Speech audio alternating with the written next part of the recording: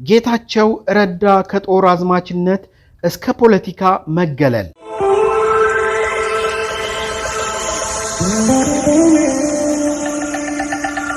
ለሁለት ዓመት በቆየው የትግራይ ጦርነት ወቅት በሀገር ውስጥና በዓለም አቀፍ መገናኛ ብዙሃን እየቀረቡ የክልሉን ሁኔታ ሲያስረዱ የቆዩት በኋላም የክልሉ ጊዜያዊ አስተዳደር ተደርገው በጠቅላይ ሚኒስትር አብይ አህመድ ተሹመው የነበሩት አቶ ጌታቸው ረዳ አሁን እንዳሮጌ ቁና ተጥለዋል።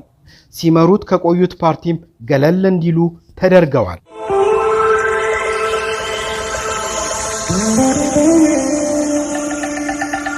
የአቶ ጌታቸው መገለል በህወሓት ውስጥ ስላለው ጥልቅ ክፍፍል፣ ፖለቲካዊ አሻጥርና የስልጣን ፍትጊያ የሚያሳይ ነው።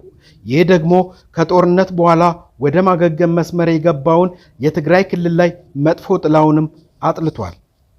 ከአዲስ አበባ ዩኒቨርሲቲና ከአላባማ ዩኒቨርሲቲ የተመረቁት የህግ ምሁር የሆኑት አቶ ጌታቸው ረዳ በትግራይ ጦርነት ወቅት የህወሓት ቃል አቀባይነት ሚና ከመጀመራቸው በፊት የኢትዮጵያ መንግስት ኮሚኒኬሽን ጉዳዮች ሚኒስትር እንደነበሩ የሚታወስ ነው።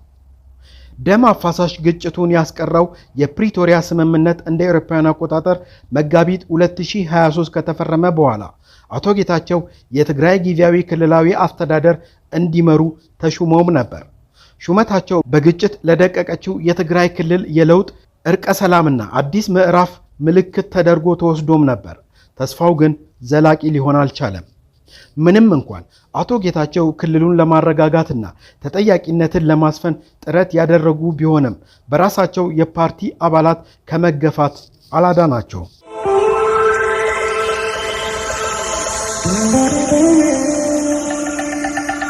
የተለያዩ ምንጮች እንዲሁም በተለያዩ ጊዜያት ራሳቸው አቶ ጌታቸው እንደገለጹት ከሆነ በዶክተር ደብረጽዮን የሚመራው ቡድን ከስልጣን እንዲወገዱ ከፍተኛ አስተዋጽኦ አድርጓል። በአቶ ጌታቸውና በዶክተር ደብረጽዮን ቡድን መካከል ያለው ግጭት ተባብሶ ትልቅ ደረጃ ላይ የደረሰው ፓርቲው ምክትል ሊቀመንበሩ አቶ ጌታቸው ረዳን ጨምሮ 14 የማዕከላዊ ኮሚቴ አባላት ባልተገኙበት 14ኛውን ድርጅታዊ ጉባኤ ባካሄደበት ጊዜ ነው።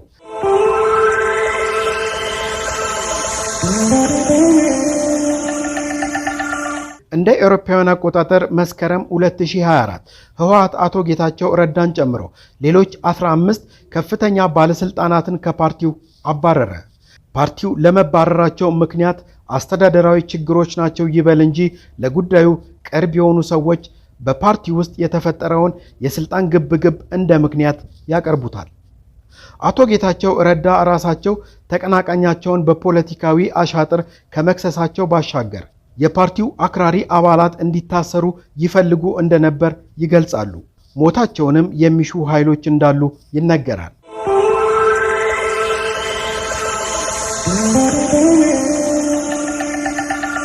አቶ ጌታቸው ረዳ ከክልሉ ጊዜያዊ አስተዳዳሪነት መነሳታቸው ስለ ክፍፍሉ እንዲሁም በክልሉና በፓርቲው ውስጥ ስላለው ችግር አፍረጥርጠው እንዲናገሩ እድሉንም ሰጥቷቸዋል።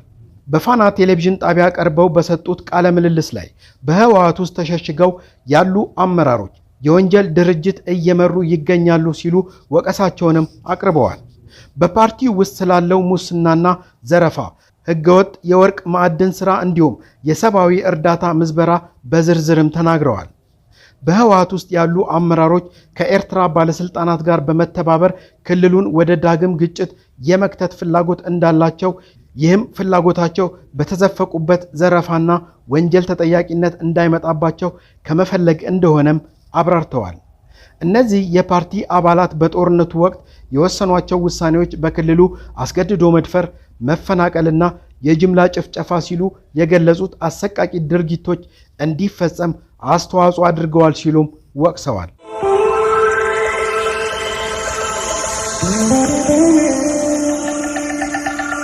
የክልሉ አለመረጋጋት ቀጥሎ በኋላ ላይ የፌዴራሉ መንግስት በጉዳዩ ላይ ጣልቃ እንዲገባ ተገዷል።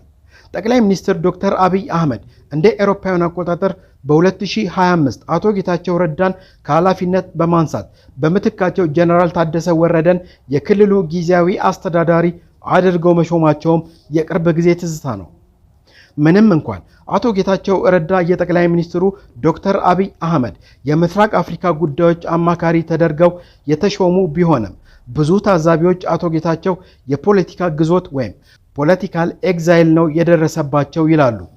አሁን አቶ ጌታቸው ረዳ ሲያገለግሉት የቆዩት ፓርቲን ዋነኛ ተቺ ሆነው መጥተዋል። በፓርቲ ውስጥም ካለማን አለብኝነት ወንጀል እየተፈጸመ ይገኛል። የተቃውሞ ድምጾችም እየታፈኑ ነው ሲሉ ስጋታቸውን እየገለጹ ይገኛል። በአቶ ጌታቸው ረዳ ላይ የደረሰው ትግራይ ከጦርነቱ በኋላ የገጠማትን ሰፊ ፈተናዎች ማለትም በክልሉ ለውጥ በማምጣትና ስልጣንን በማስጠበቅ መካከል በሰላም ግንባታና ጦርነት ወይም ሚሊታሪዝም መካከል በግልጸኝነትና ስር በሰደደ የፖለቲካ ቁጥጥር መካከል ያለውን ፈተናዎች በከፊል የሚያሳይ ነው። የአቶ ጌታቸው ረዳ ደጋፊዎች የሪፎርም አጀንዳን በማቀንቀን ለውጥ ከማይፈለገው የቆየው ኃይል ጋር የተጋጨ ነው ይላሉ። ተቺዎቹ የስልጣን ግብግቡን ለማሸነፍ ያልቻለ ስልጣን ፈላጊ ነው ሲሉም ይተቻሉ። ይሁንና በየትኛውም ጎን ቢቆም የአቶ ጌታቸው ረዳ ከስልጣን መወገድና የህወሓት ተቺ ሆኖ መውጣት በህወሓት ውስጥ ያለውን ስር የሰደደ የውስጥ ተቃርኖ በግልጽ እንዲታይ ያደረገ እንዲሁም የወደፊቱ የትግራይ የፖለቲካ አካሄድ ላይ ጥያቄ እንዲኖር ያደረገ እንደሆነም ያሳያል።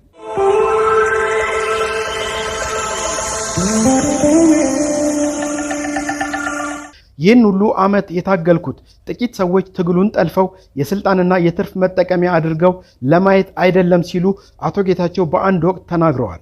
አሁን እንዲገለሉ የተደረጉት አቶ ጌታቸው ረዳ ውስብስብ ሰው ናቸው። ለውጥ አራማጅ፣ የውስጥ ሚስጥር ነጋሪ ወይንስ በውስጥ የፖለቲካ ጦርነት ሰለባ የሆኑ ግለሰብ? ጊዜ የሚፈታው ጥያቄ ነው በማለት የመሰረት ሚዲያ ጌታቸው ረዳ ከጦር አዝማችነት እስከ ፖለቲካ መገለል በሚል መሰረት ሚዲያ ያጋራትን ዘለግ ያለች ጽሑፍ አገባደደን። ተፈጽሟል። በፈጸሙን ማመን አለብኝ። መጠየቅ ካለብን እንጠየቅም ከሚሉ ሰዎች ውስጥ ነኝ። በጠፋው ጥፋት ልክ መጠየቅ ካለብን መጠየቅ አለብን ከሚሉት ውስጥ ነኝ። አብራችሁን ስለነበራችሁ ልባዊ ምስጋና ይድረሳችሁ እያለን እነሆ ለሰዓቱ ያሰናዳናቸውን መረጃዎች በዚሁ አጠናቀቅን። ሰላም ለሀገራችን፣ ሰላም ለምድራችን።